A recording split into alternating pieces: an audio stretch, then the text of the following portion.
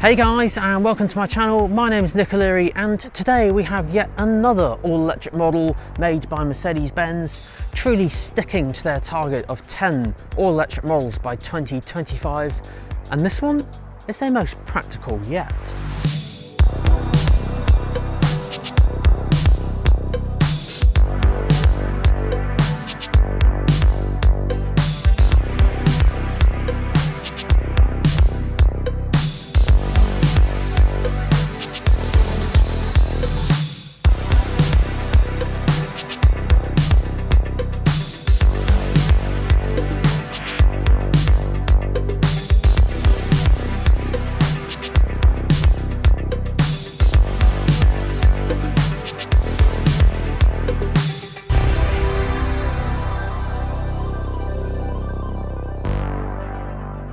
So what happens when you take Mercedes-Benz's most popular all-electric car, the EQA, and add tons of practicality? That is where you get the Mercedes-Benz EQB. Now, it isn't just an EQA made larger, this one's actually a 7-seater and even has a few tricks up its sleeve. So let's take a look. Based on the Mercedes-Benz's Dual B, it's actually extremely similar, but look closely and you'll see it's got a new grille which is completely sealed off and given a nice glossy black treatment. It has newly styled wheels with a more aerodynamic approach and 2 electric motor options. So if you're considering an EQB, there's actually 2 types of electric motor in the UK. So there's an EQB 300 for 228 horsepower, then an EQB 350 for 292 horsepower. So because of this insane horsepower from this type of car, and obviously being electric, it's very, very quick. Mercedes-Benz have actually put 4-wheel drive, i.e. 4MATIC, on these cars as standard, so that will allow you to put the power down and overtake or kind of pull out into a slip road or dual carriage or something like that when you need it the most. Now, when it comes to the boot, this is where the EQB absolutely nails it. Because it has such a squared off design, the second row seats have loads of legroom and loads of room in the boot. So it's 495 litres as it is here, but then if you fold the seats down, it goes to 1,710 litres. So loads of space. And on top of that as well, it's a 7-seater. So if you wanted to carry an extra 2 people, you can do that. There's ISOFIX points here, USB-C ports, and even cup holders for the third row as well. Although I will say that it is mainly aimed at kids. It's about 1.65 metres is the kind of recommended height for anyone sitting in the back. Now, as this is a fully fledged 7-seater, to get into the very back, these seats actually move forwards. And then once they're in, you can actually move these seats forwards and backwards to adjust more or less legroom for the people in the back. So let me show you. There's a lever just under here. If you grab this, you can move this kind of forwards in different increments, just like this. And as well, once they're in, you can actually pull this cord here, which will adjust the backrest. So you can put this here, be a bit more vertical, or even just move it back. Even if you just need to get like something fairly large in the boot, you can adjust the backrest here to still have people sat here, which is pretty cool. Now up front is where Mercedes-Benz have taken their design over the past few years literally to the next level. So here you've got these 2 awesome widescreen displays, digital instrument cluster, digital screen here, and although it might be a bit tricky to see just because it is quite bright at the moment, all this ambient lighting everywhere, currently set to blue, one of 64 colours of course.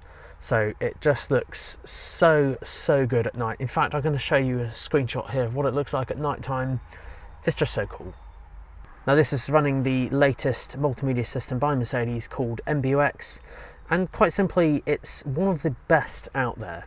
So it's all touchscreen. You can just literally swipe your finger across here like this, or you can use the touchpad in the middle here, or if you like to have both hands on the steering wheel, you can operate it using your thumb on the left hand side of the steering wheel. So for most people, they're literally just going to use the first 4 options on here. So you've got phone, for example, then you've got navigation for the sat-nav, then you've got radio for FM and DAB radio, and then media, of course, for playing music off of your phone via Bluetooth, and then USB-C ports as well.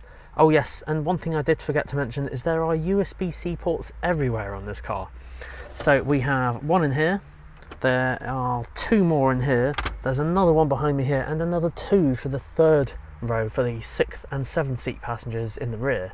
So it's absolutely kitted out with USB-C ports. Of course then the option after this, you'll see ambient lighting, which is how you can change all the different colours. And as this is an electric car, you'll also have an EQ menu.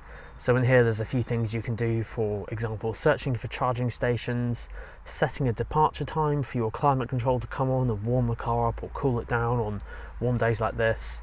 And you can also adjust a few parameters on the battery as well. Now, as this instrument cluster is completely digital, you can of course change a few elements on this from the left hand side to the center and the right hand side. Just completes that digital experience. In fact, I have actually made a video on the instrument cluster on Mercedes-Benz, so if you wanted to check that out, click on the pop-up banner up above and it'll take you straight to that one. So, one important fact is, as this is electric, what do they like to charge, how long do they take, and how much do they cost? Well, let's cover that right now. So then guys, charge times. Now of course there's a huge important factor on EVs and something that you do need to take into consideration. So a lot of people ask, how long does it take? Well, it does depend on where you get your electricity from. So let me explain. If you use a 3-pin socket, for example, this will take the longest and arguably does take, well, a very, very, very long time. So it's almost, in the eyes of an EV, like a trickle charge. So it's not really something that you would kind of use day to day.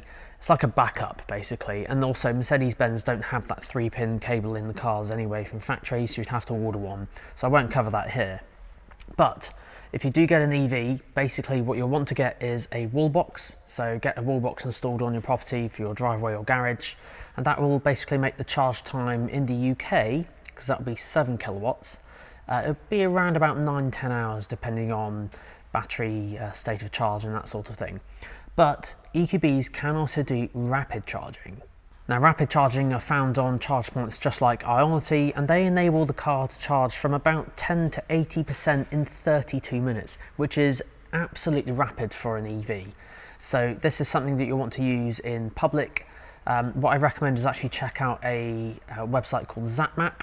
ZapMap basically have color-coded these charge points, and for oversimplification purposes, yellow is extremely slow, blue is fast, and purple are rapid.